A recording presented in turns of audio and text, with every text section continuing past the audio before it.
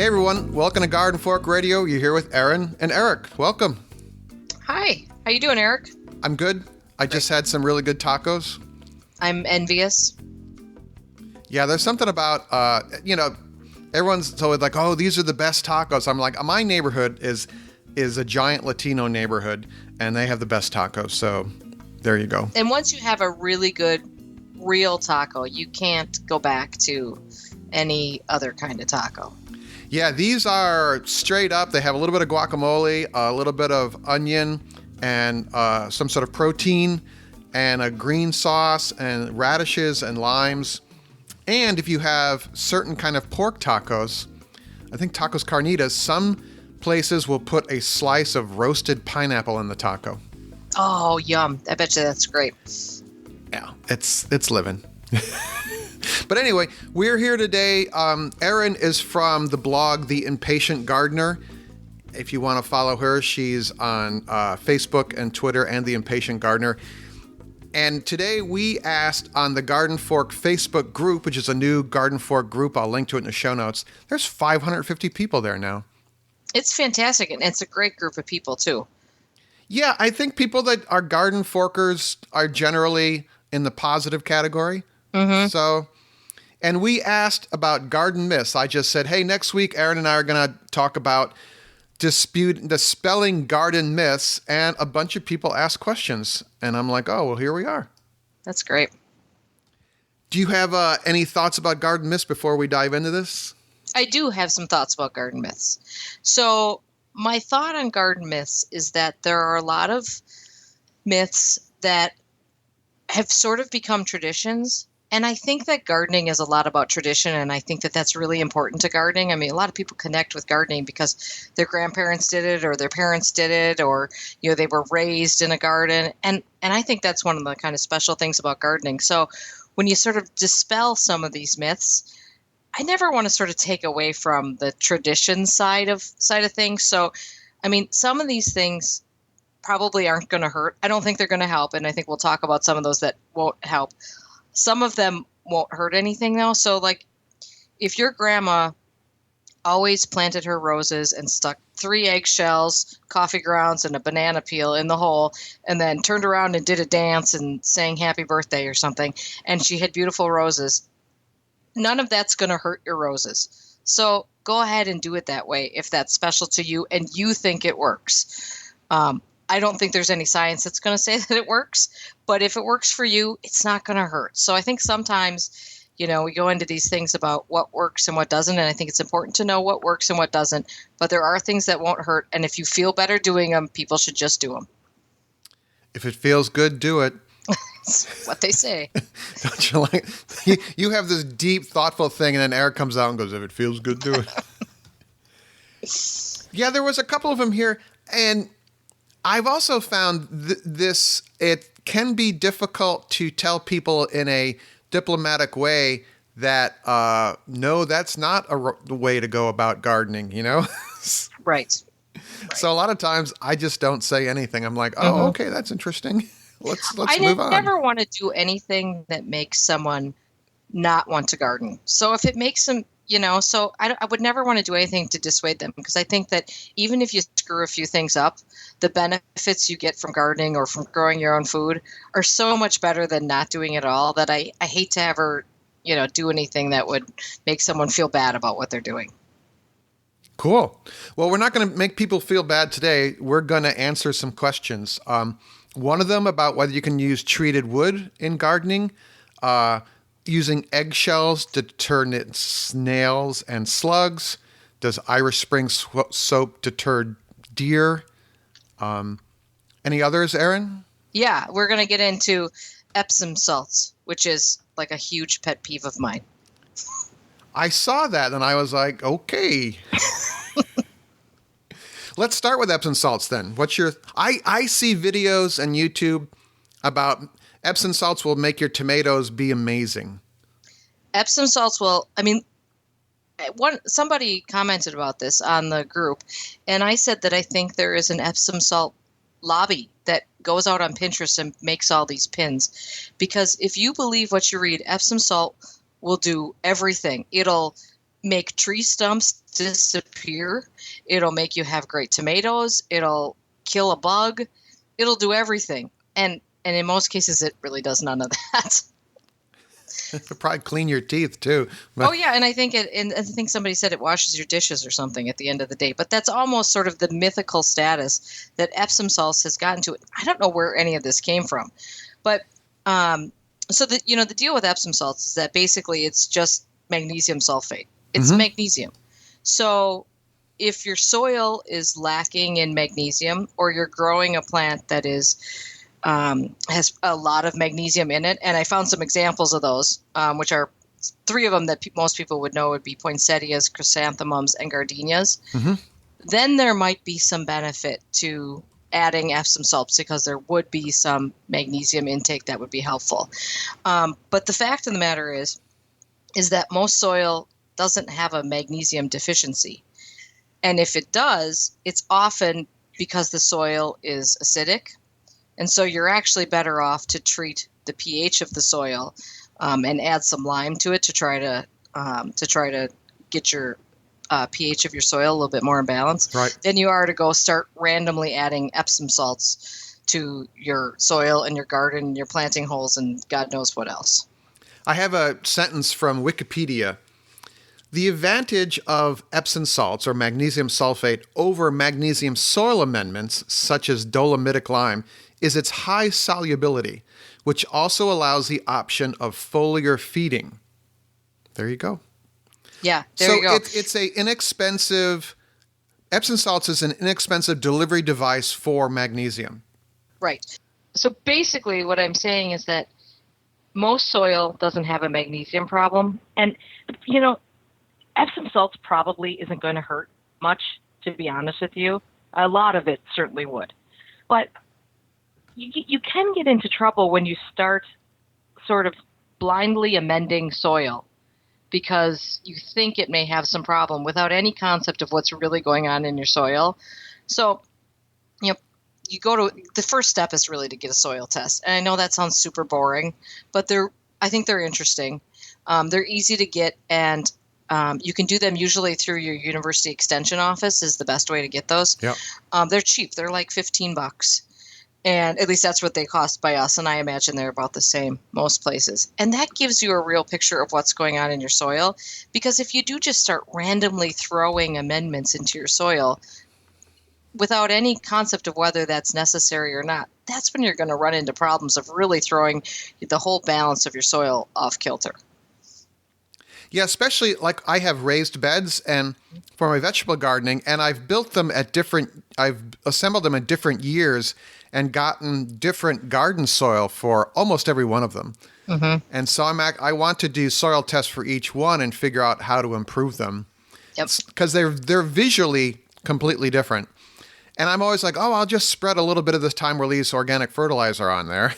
But I'm realizing I should probably figure out what's in there first, Right. And I think that's a good idea. The other thing with Epsom salts is it's also part of there's a very popular weed killer or so-called organic weed killer recipe. And I think it's vinegar and Dawn and Epsom salts.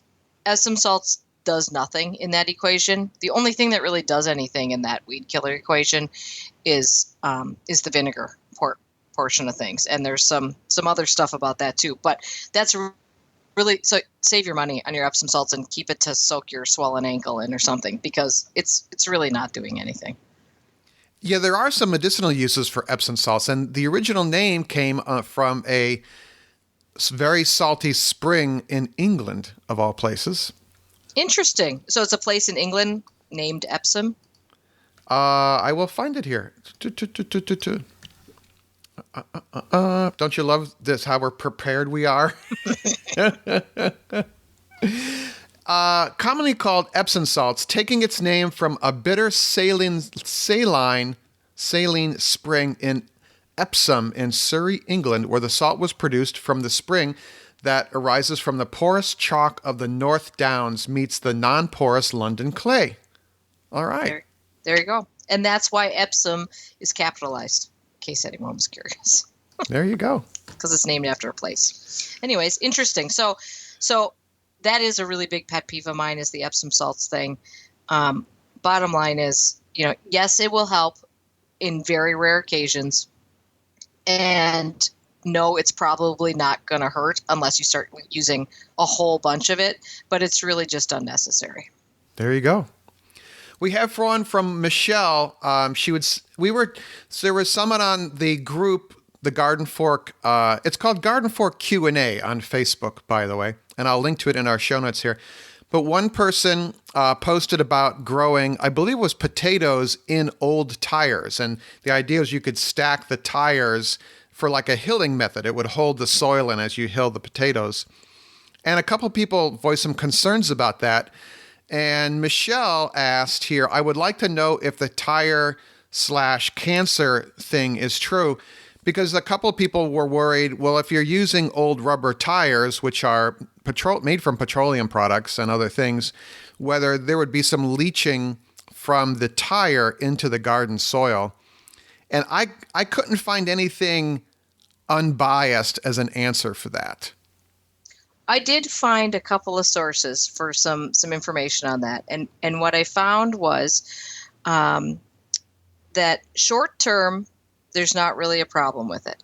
It actually isn't necessarily, some plants won't like it because because of the black, will cause the soil to heat up beyond a point where some plants are going to be happy with that situation. Early on in the season, that'll be great, but you get to the middle of summer and it actually could get too hot. But from a chemical situation standpoint, short term is okay, but these things do biodegrade over time. And that's where the problems come in. So the source that I found said that long-term, the rubber can degrade and release zinc, polycyclic aromatic hydrocarbons, which are carcinogenic, and other bad petroleum-based things. So, if you're going to grow for a season in these, I think that's, from what I'm reading here, it's from a chemical standpoint, that's probably okay. Now, personally, I wouldn't do it because I tend to err on the side of being ultra cautious about those things, but the evidence that I saw, the research that I was reading, suggested that short term it's okay, long term maybe not such a good idea. And also, you can recycle tires easily nowadays, and they do reuse them. They melt them down and use them for other products. Right. There's actually a whole controversy about rubber mulches, which are made from recycled tires for exactly this same reason, in terms of what is leaching out of them. My biggest concern would just be overheating the soil. Mm-hmm. Really? And I think in the short term, that's the bigger thing to worry about. Yvette asked, do I have to wash, microwave, and grind eggshells before I add them to my compost heap? Well, here's what I found out about eggshells. For compost, no, I don't. I just throw the eggshell. Certainly don't wash. I don't monkey around with that stuff. I just throw them in there with the rest of the compost, the veggie kitchen scraps, and throw that all in my compost bin. They seem to break down pretty quickly in my compost pile.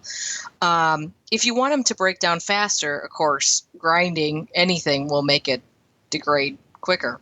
So you certainly can grind them if you want to, but you certainly don't have to, as far as compost usage goes. Is there a caveat to that? There's all sorts of things about using eggshells in the garden. And interestingly enough, so one of the things that I have always thought was maybe not true was this idea of putting eggshells in a planting hole. Mm-hmm. And I had always thought that was not something that was true. Well, I did a little research into that. Turns out I'm a little wrong. One of the sources that I used to look into some of this stuff is there's a great book, and it's called The Truth About Garden Remedies by Jeff Gilman. Uh-huh.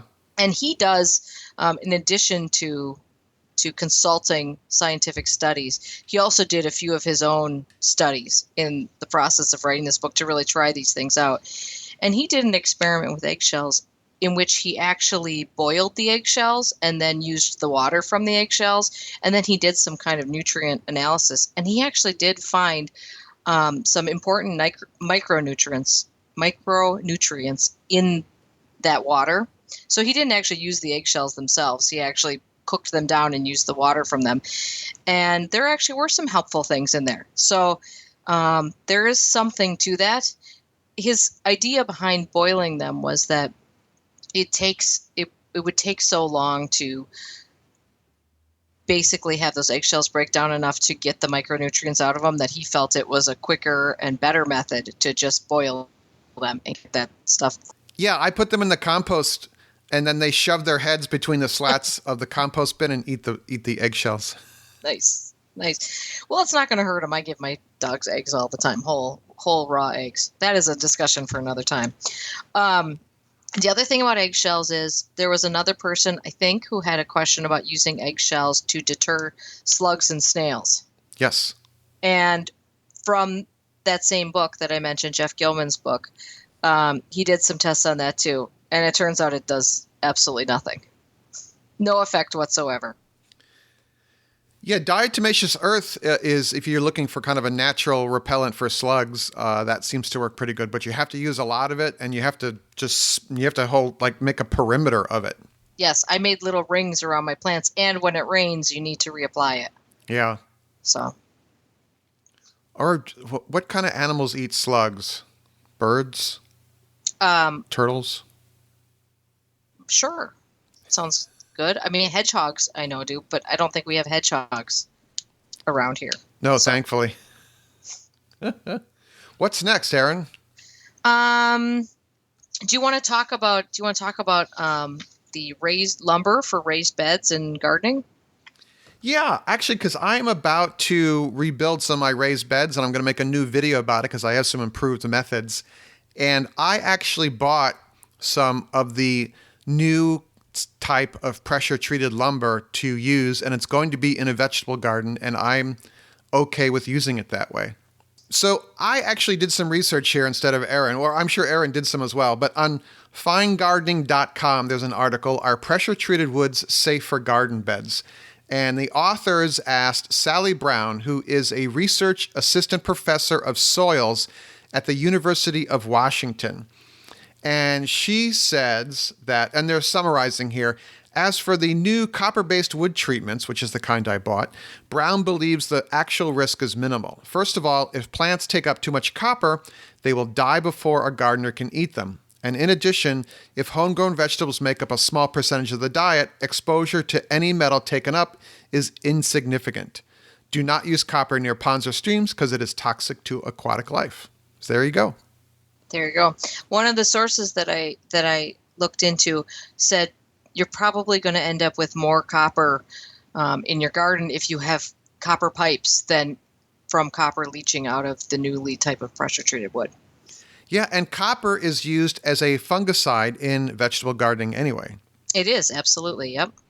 So I thought that was interesting. So I am going to use the new copper-treated wood for my garden. The last ones I made, which is about 10 or 12 years now, I took regular like southern pine and I coated them with linseed oil, and then I built them and I threw dirt in there, and they have lasted at least 10 years. And if you dig into the side that's touching the soil, they're starting to get wormy and fall apart, but the exteriors have been holding together until this last winter because the soil heaves a little bit, in the raised bed. Mm-hmm. And the brackets, I used cheap metal shelving brackets to hold them together, and the brackets are like almost brand new.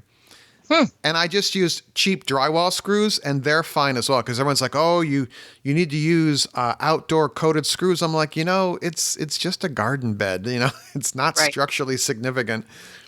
So it was kind of an interesting kind of archaeological dig as I took apart one of them and I saw what lasted and what didn't. And the screws and the brackets I could reuse, and the wood is okay. And I could burn that wood in a bonfire or something. You don't want to burn treated wood, so. When we built our raised bed, and I think that is probably about 8 years ago now, we just used regular plain pine, and I didn't know about the linseed oil thing, but I think that's an excellent suggestion. So it's just plain untreated pine, and it's still in pretty good shape too. I mean, granted, I live in Wisconsin, so it's not an area where, there are areas in the country where you're going to go through wood a little quicker, but so far it seems to be holding up well. It's certainly holding all the soil in, so that's really what I worry about. Yeah, the only caveat here is that I don't know if it still exists, but pressure treated wood had a bad rap because it was treated with arsenic. Right. And so you'd want to make sure that if you were going to use a pressure treated wood, that you're buying the new stuff and you're not messing around with, I don't know when they stopped using the arsenic pressure treated wood, but you'd certainly want to make sure you've got newer wood so that you don't even have to worry about that. And where I bought the wood, all the wood has a barcode on the end of it, and it says on that label that it's a copper-based. It's some kind of brand name. And there was a sign next to the pressure-treated lumber that said, "Oh, we're using the eco-friendly treatment for this kind of wood." So, and then they use the word copper in there somewhere. So that's what you're looking for. Yep, good. So the other thing I wanted to talk about was hydrogels, and these are these little water retention Crystals. Crystals, yeah. And the idea is that you incorporate them into a planting mix, and sometimes you can even buy potting mixes that already have them incorporated. And I never really knew what to think about those. But then this is another one of those Pinterest myths. But so I looked into this a little bit. Well, again, the source that I consulted for that was Jeff Gilman's book. And he did a bunch of tests with this. And he found out that they made absolutely no difference. Yes, those crystals will retain that water, but the plants can't take that water back up again. So there is no benefit whatsoever to using these.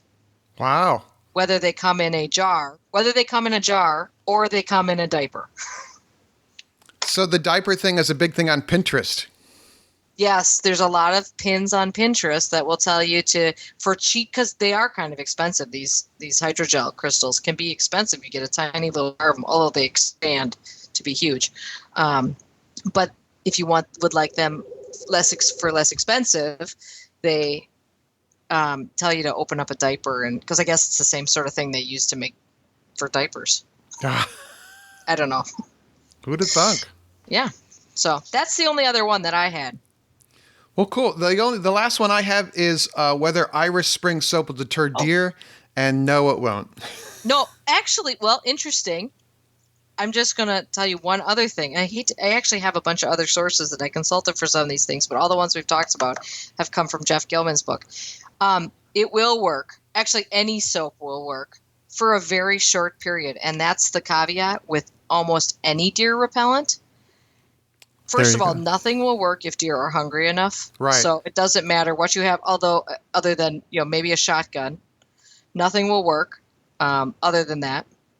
But nothing works for a very long time. So yes, soap, but it might be more of a situation where the deer are like, well, that's weird. I'm a little scared of that. I'm not going to go near it. But then it doesn't work. He did do some studies that showed that the deer repellents that have essentially egg putrescence in them tend to work a little better. I, for many years, made my own deer. I have a huge deer problem at my house. And for many years, I made my own deer repellent, and it worked pretty good. And it was relatively inexpensive to make.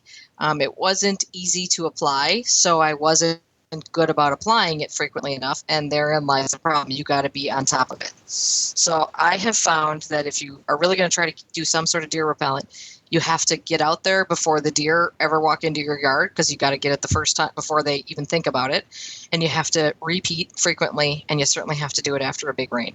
Yeah, that was really kind of my point with the Irish Spring thing, was that at first it's just going to smell odd, but then the smell goes away, or they become acclimated to it, and then they come over and munch anyway. So. Mm-hmm. Yeah, exactly.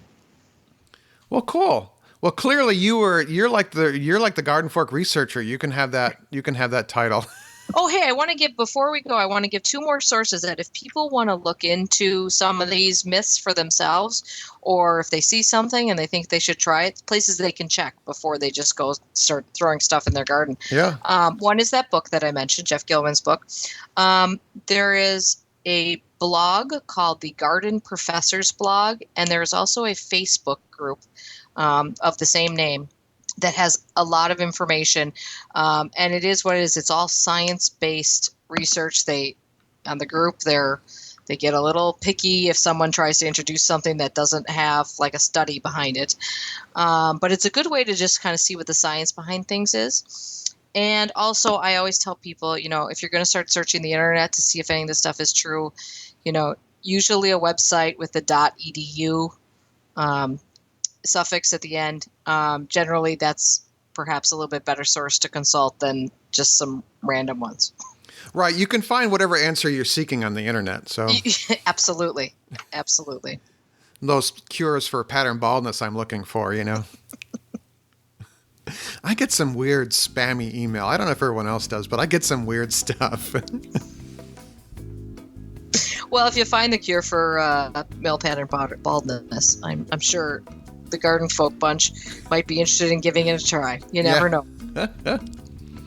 Well, cool. Well, I think that'll be our. I want to hear more about garden myths. You can ask us at radio@gardenfork.tv, or you can check out our new Garden Fork discussion group. It's a closed group on Facebook, which means that you have to ask to join, and we're just doing that to keep out the spammers and making sure that people really are who they are. It just makes maintenance a lot easier. And you can actually post questions or pictures. One lady posted a picture of her dog, and there's like 50 other people that posted pictures of dogs, which I really liked. So I think that's great. I can look at people's dogs all day long. Yeah. All right. So, Erin, thanks for taking your lunch hour to be on the show. When you come back, we're going to talk about your home improvement project with a deadline. Yeah, absolutely. Fantastic. All right. Sounds good. Thanks, Eric. All right. We'll see you all later. Garden Fork's theme music is used under license from uniquetracks.com.